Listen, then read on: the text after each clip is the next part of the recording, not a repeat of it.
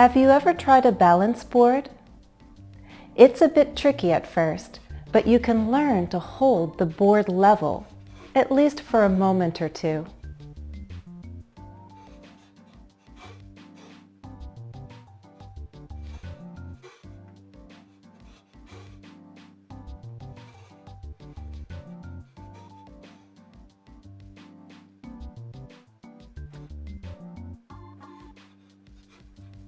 The fun is actually in the rises and falls. You have to learn to control them.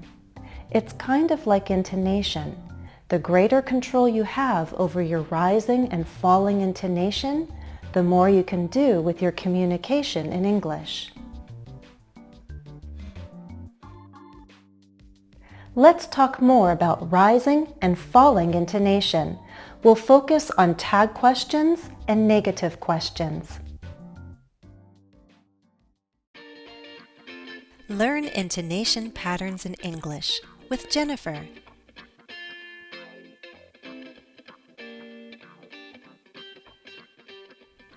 Tag questions are added on to the end of a statement. They're tagged on. They make use of a helping verb and a subject pronoun. You remember, don't you? Tag questions follow a pattern. If the statement is affirmative, the tag question is negative. If the statement is negative, the tag question is affirmative. Some of you didn't see my grammar lesson on this topic, did you? To review tag questions, check out my English grammar playlist. It's important to use the correct intonation with tag questions. Rising intonation makes it a real question. We expect the listener to agree. You watched lessons 1 and 2, didn't you? You can step and glide now, can't you? Because we have a verb and a pronoun, we have more than one syllable to work with. So when we rise on a tag question, we step up in pitch. Listen again. You watched lessons 1 and 2, didn't you? Didn't you? And I stress my helping verb, didn't you? There's a slight pause after the statement and before the tag question. Listen. You watched lessons 1 and 2, didn't you? You can step and glide now, can't you? You can step and glide now, can't you? I stress the helping verb, can't you? And there's a pause before I say the tag question. You can step and glide now, can't you? Falling intonation makes a tag question a comment.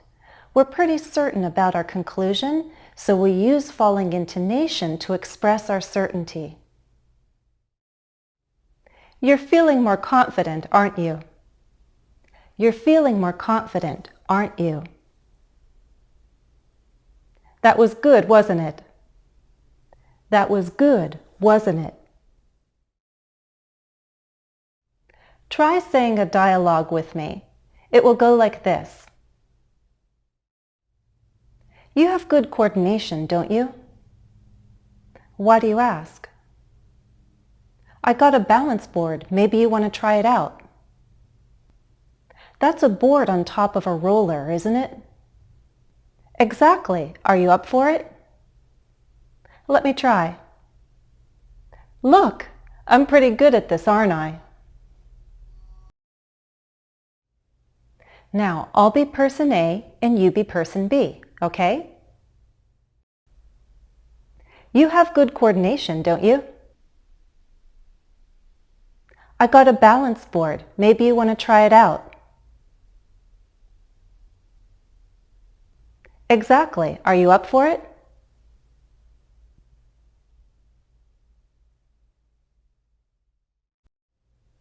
Let's try switching.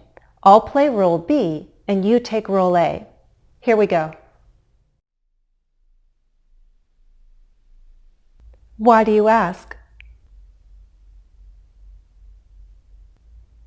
That's a board on top of a roller, isn't it? Let me try.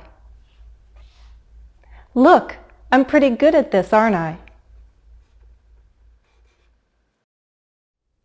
Now let's talk about negative questions.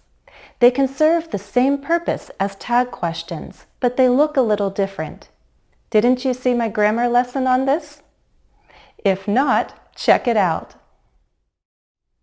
With negative questions, we go down in pitch to comment. We go up in pitch when we're really asking for confirmation. See if you can tell the difference. Am I using rising or falling intonation? Isn't it interesting?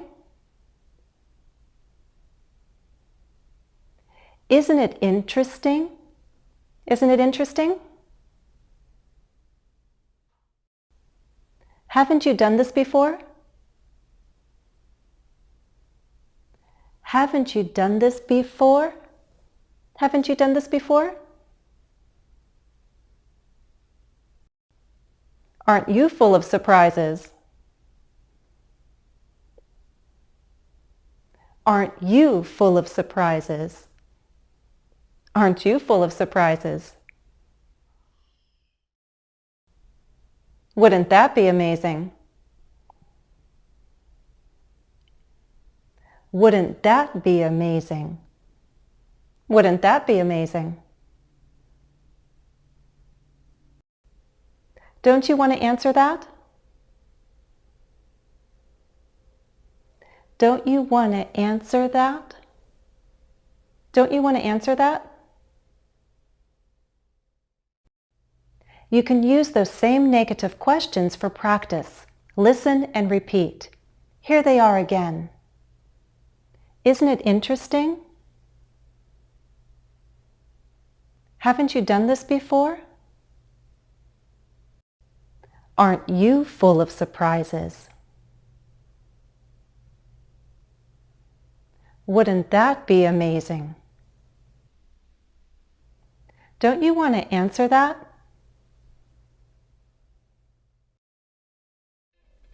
That's all for now. Thanks for watching and happy studies.